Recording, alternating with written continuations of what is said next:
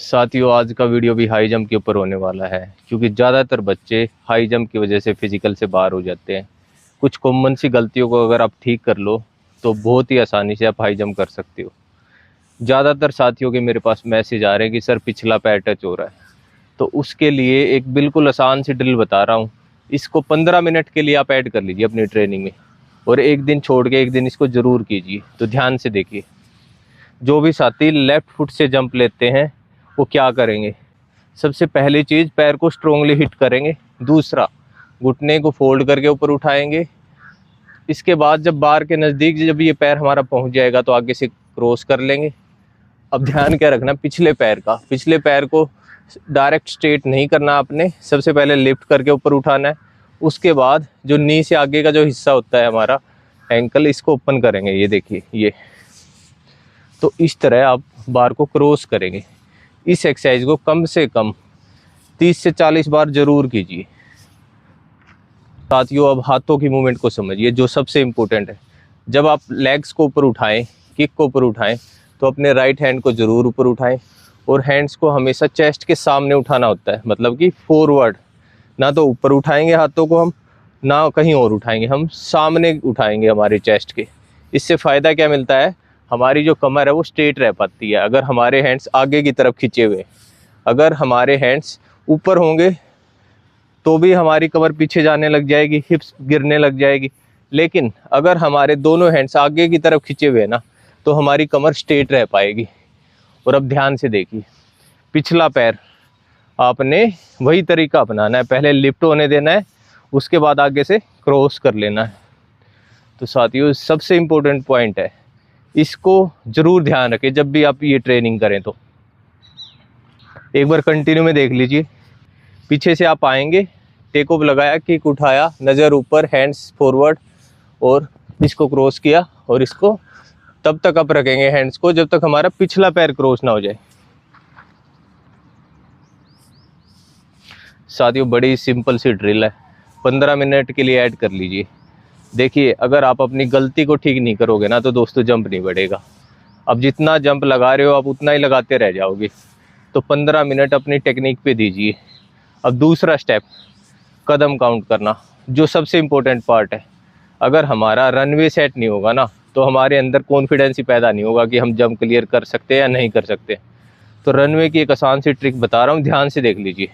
साथियों, कदम काउंट करने का सबसे आसान तरीका बता रहा हूँ। देखिए, जिधर से आप जंप लगाते हैं उस स्टैंड के पास आप खड़े हो जाएंगे। यहाँ से आपने छोटे वाले 10 स्टेप काउंट करने, 1 2 3 4 5 6 7 8 9 10। जहाँ पे 10 आया वहाँ पे एक निशान लगा लिया। अब अपने सामने वाली साइड आपने 20 काउंट करना है, 1 2 3 4 5 6 7 8 9 10 11 12 13 14 15 16 17 18 19 20। जहाँ पे 20 आया वहाँ एक निशान लगा लिया। अब जो स्टैंड से इस कोन का जो एंगल बना ना, तिरछा एंगल, ये सबसे बेस्ट एंगल होता है दोस्तों जंप का। मतलब आपने इस तिरछे एंगल से दौड़ते हुए आना है जंप के लिए। अब एक पॉइंट और देख लीजिए जो बहुत ही ज़रूरी है आपके लिए। आपके टेक ऑफ की दूरी कम से कम 2 फीट दूर होनी चाहिए। उसके लिए एक निशान लगा लीजिए, 1 2। अंदर वाली साइड पे एक निशान लगा लीजिए, 1 2। मतलब जब हम जंप लेंगे तो हमारा टेक ऑफ इससे पीछे आना चाहिए। अब कंटिन्यू में मैं आपको ये रनअप करके दिखाता हूँ, ध्यान से देखिए।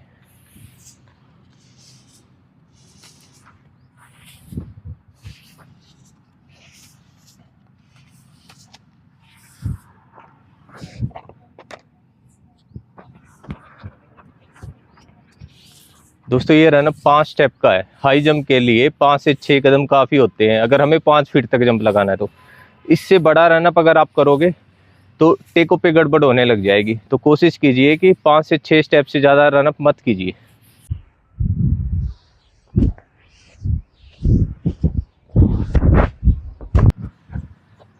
एक बार दोबारा से देखिए आप इसी को।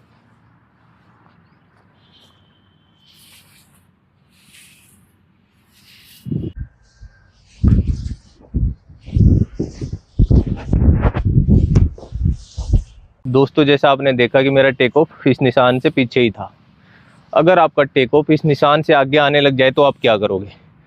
जहाँ से भी आप दौड़ रहे हैं ना, उसमें छोटे वाले ऐसे 1 या 2 स्टेप ऐड करके देख लीजिए। हो सकता है 1 स्टेप ऐड करने के बाद आपका सेट हो जाए, और हो सकता है 2 ऐड करना पड़ जाए आपको। तो दोस्तों ये सबसे बेस्ट तरीका है रनवे सेट करने का और टेक ऑफ सेट करने का। दोस्तों डेली जंप लगाने से जंप नहीं बढ़ेगा, जंप से रिलेटेड एक्सरसाइज जब हम करेंगे ना तब हमारा जंप बढ़ेगा। तो वीडियो में बने रहिए।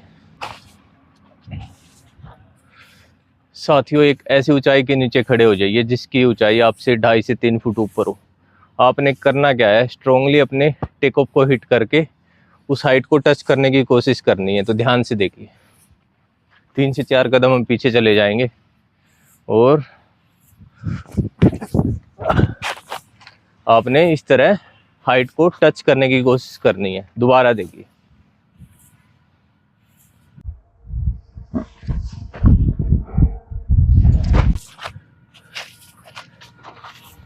दोस्तों कम से कम 10 से 15 बार आपने प्रयास करना है। इस एक्सरसाइज का डायरेक्ट हाई जंप में आपको फ़ायदा मिलेगा। बिल्कुल सिंपल सी एक्सरसाइज है, इसको ज़रूर अपनी ट्रेनिंग में ऐड कीजिए। साथियों इस चैनल की शुरुआत 3 महीने पहले की थी और मुझे खुशी इस बात की है कि बहुत सारे साथियों ने हमारे कंटेंट को देख के अपना फिजिकल क्लियर कर दिया है। तो साथियों अगर इस वीडियो को देखने के बाद भी अगर आपका कोई डाउट है ना, तो आप मुझे मैसेज कीजिए। अगर हो सके तो अपने जंप का वीडियो मुझे भेजिए ताकि मैं आपकी हेल्प कर पाऊँ।